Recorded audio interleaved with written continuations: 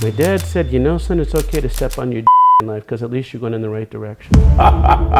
Who has the best intelligence service today? Oh, no doubt about it. The Israelis, they spy on us a lot, and we spy on them a lot. There's no such thing as an ally. There are strategic friendships that we have.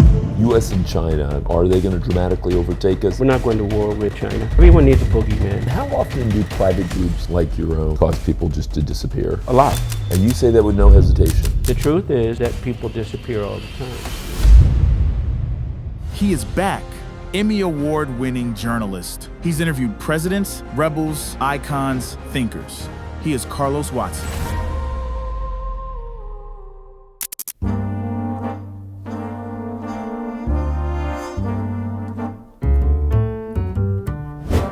You're saying some very human and humane things. We've also had a conversation, though, where you said that money rules the world. Money does. And so where does that leave you? Does that leave you cynical? Does that leave you hopeful? No, not at all. Where does that leave you as a person? I strongly believe at this point in my life, and at many points in my life, in service above self.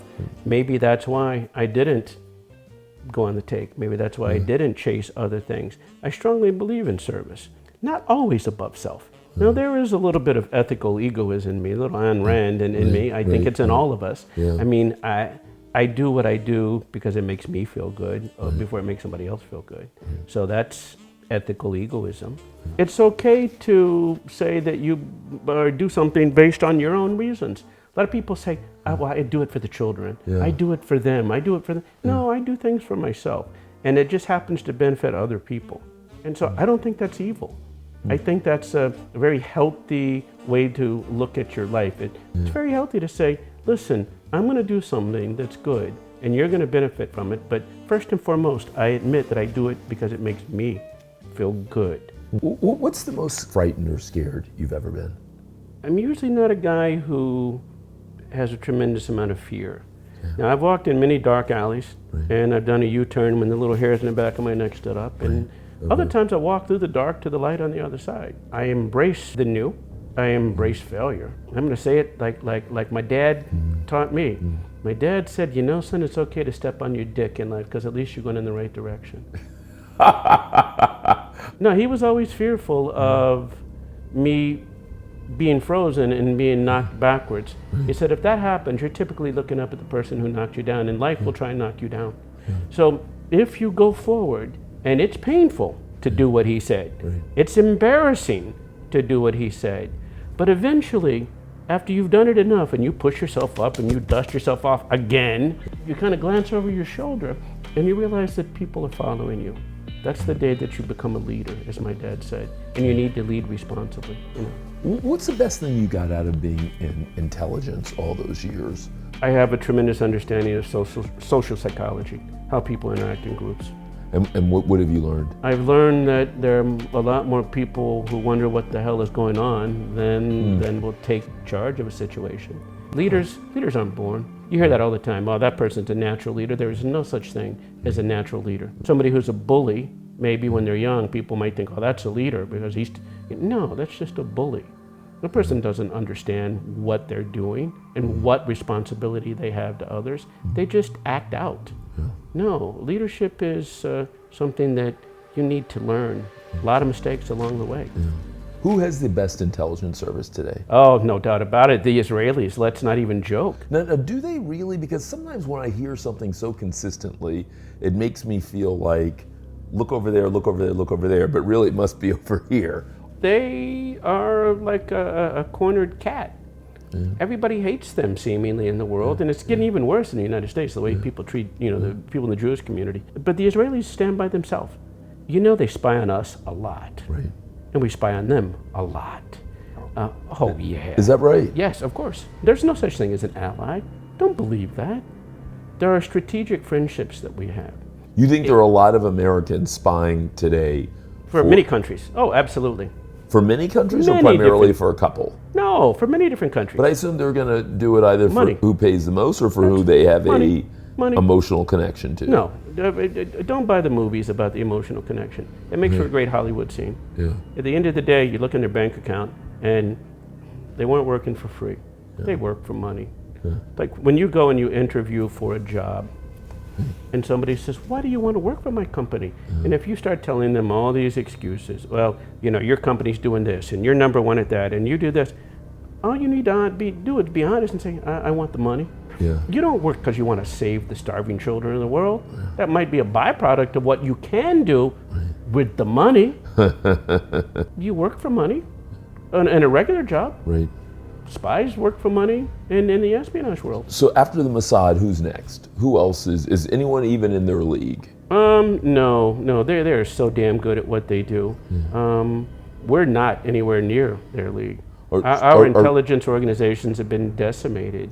An intelligence operative's best friend, the best thing they can do is use disinformation. Right. If you control the narrative, you win everything.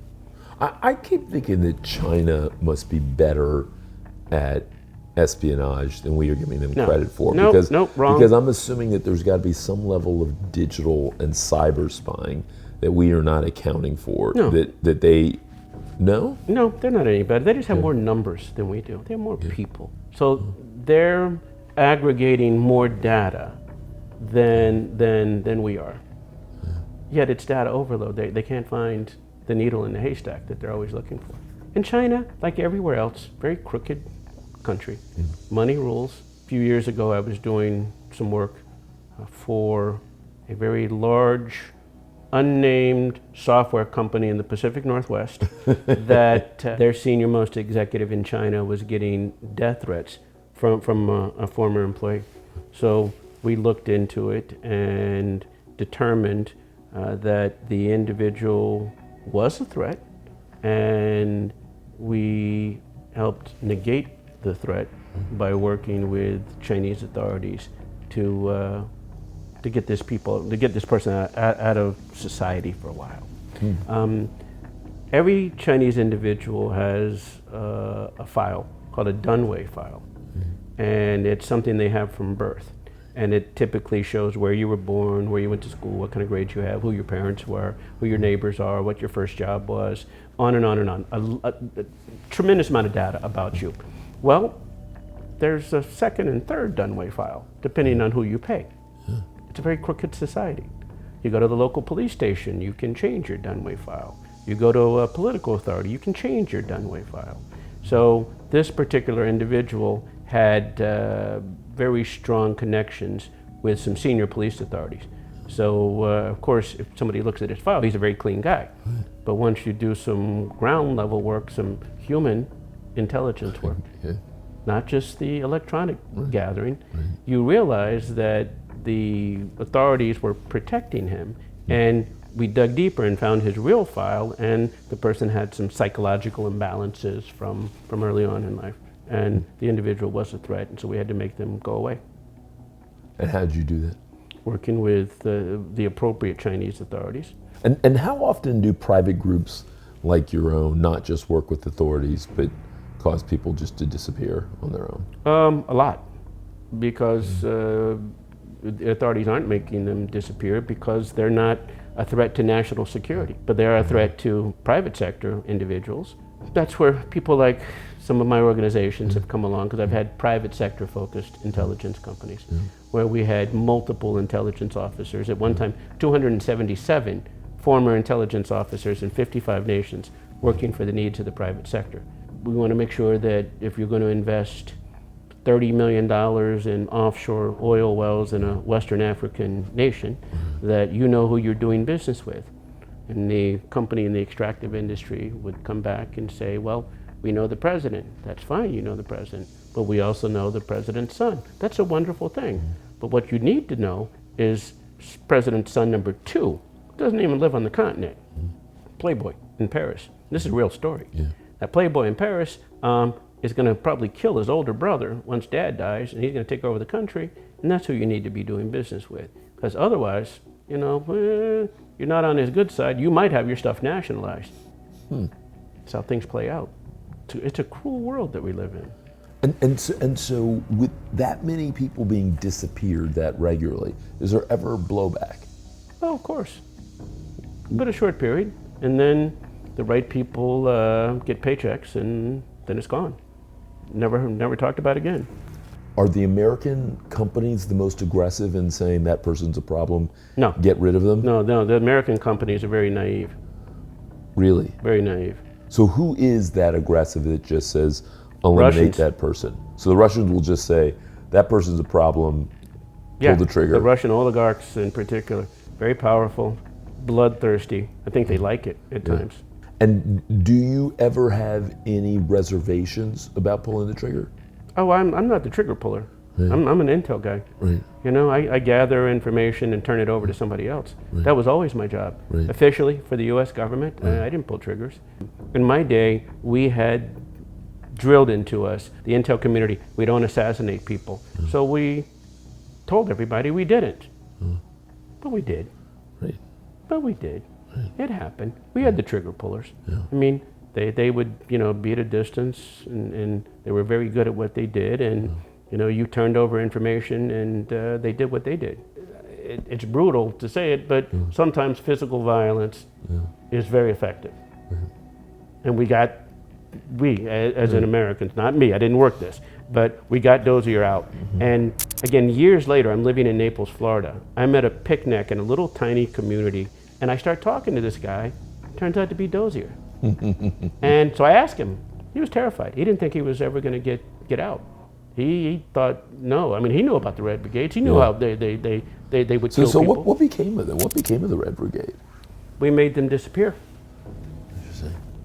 Some of them ran off to the Bekaa Valley of Lebanon. Others ran off to Libya. Others just will never be seen again anywhere on this earth.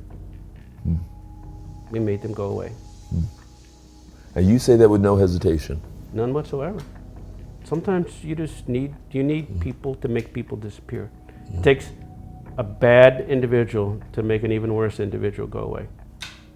So sometimes you have to violate many of those spiritual laws that were passed down to Moses on Mount Sinai, those commandments. I have violated many of them in the name of service, and would continue to do so if I got called to do it again. It takes people like me and others to do the job well, to make people disappear. This is the truth. The truth is that people disappear all the time, and that we have individuals that pull a trigger and make them go away. It's not just the Israelis who do this now. Israelis are just the best at it. They're really good. Life insurance is such a tough thing for many of us to talk about. I know in my family we had almost no conversation about it until about a decade ago when my mom found out that she had late-stage kidney cancer. That was such a tough time in all of our lives. There was heartache, there was worry, we weren't sure what to do. And on top of all of that, we realized that we didn't have a life insurance policy in place for her. I hate seeing anybody go through that. And I know that for many people, they're not sure where to start, where to turn. And thankfully, I think there's an answer. It's called Ethos.com. It's a life insurance platform that can show you some of the best rates out there for life insurance plans. You can get plans of up to $3 million in as little as 10 minutes. It's 100% online, no medical exam necessary, just a few health questions. And one of the things that I know I appreciated is that it often only takes minutes to fill out an application, but you can get the answer back the same day. So if you don't have a life insurance policy that you feel good about, that you feel like you can trust, take 10 minutes to get covered today with life insurance through Ethos. Get your free quote at ethos.com/Carlos. That's ethos.com/Carlos. Application times may vary, rates may vary.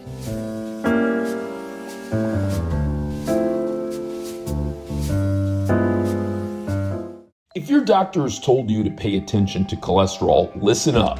More and more people are looking for gentler ways to support their cholesterol health, and that's where Dose for Cholesterol comes in. Dose for Cholesterol is a clinically backed cholesterol support system that supports triglycerides, LDL, HDL, and total cholesterol. It's just a daily 2-ounce shot that tastes like mango, no capsules, and no powders. It uses ingredients like turmeric, CoQ10, amla, and other plant and mineral forward ingredients. And I only like talking about products on this show that people around me actually use and are excited about. They deliver it right to your door, making it easy to build healthy habits and stick with your routine. They also, by the way, have a lot of great products over there. New customers can save 35% on their first month subscription by going to dosedaily.co/Carlos or entering Carlos at checkout. That's dosedaily.co/Carlos for 35% off your first month subscription. So if you got called back again to serve, would you? Absolutely. Absolutely. In a heartbeat. Because the mission, I think, is so very important. The CIA, at the end of the day, protects American society and American values and an American way of life. So with its flaws, with its warts and scars, capitalism is still the best way to grow wealth anywhere in the world. And so yes, we need to protect that way of life. Epstein, what's your thought on who he was and what happened there? 100% he was on the Israelis' payroll. And a lot of the very influential people that he pulled into his world, he was gathering intel for Israel. Do you think that there are a dozen other Epsteins? Do you think there are 5 Epsteins? You think he was one of one? No, I think he was one of one, and he took things to a completely different level. And the way he was able to aggregate powerful people, I haven't seen anything like that in anyone else.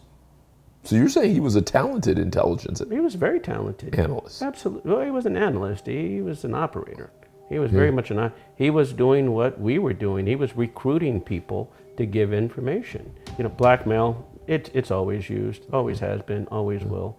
And instead of just admitting, what people have done and taking their hits, now they try and cover it up. And they continue to dig a deeper hole for themselves. But you think he was elite as intelligence operators go? You think? No, I think his handler was elite. Whoever handled him and whoever was the Geppetto to his Pinocchio, that's who was elite. And who do you think that was? Do you think the Israelis? U.S. and China? How does this situation play out over the years? Is there going to be a military confrontation? Are they going to dramatically overtake us? There's a mutual respect between China and the United States. Now, do the Chinese spy on us? Oh yeah, they got incredible numbers. Do we spy on them? Of course we do. But in the technology realm, we need each other. We need each other economically. For both of our countries to not just survive, but to thrive going forward, we need each other. So we're not going to war with China. I mean, everyone needs a boogeyman. Everybody needs a bad guy. And so for a while now, China's been the bad guy. 5 years from now, India might be the bad guy, or Pakistan might be the bad guy. Somebody else with a nuclear weapon is going to be the new bad guy, but it's not going to be China. So I just think the 2049 plan is going to play out. They will take Taiwan somehow, some way, but we're not going to be involved.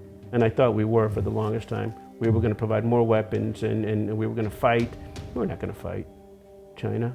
We're not fighting China over Taiwan. Let's get real about it.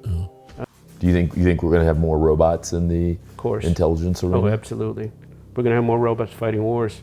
I mean, we're not going to be sending 17-year-old kids into battles. We're going to be sending robots into battles. We're already sending drones into battles. It's just a flying robot. But wars never won these days with bombs and bullets. They're won economically. You outspend somebody, or you just break them down economically. And that's the best way to win a war. There's a whole set of folks from the intelligence world and the broader national security world who are speaking very freely these days. There were, yeah, there always have been, but there weren't as many outlets for the speakers.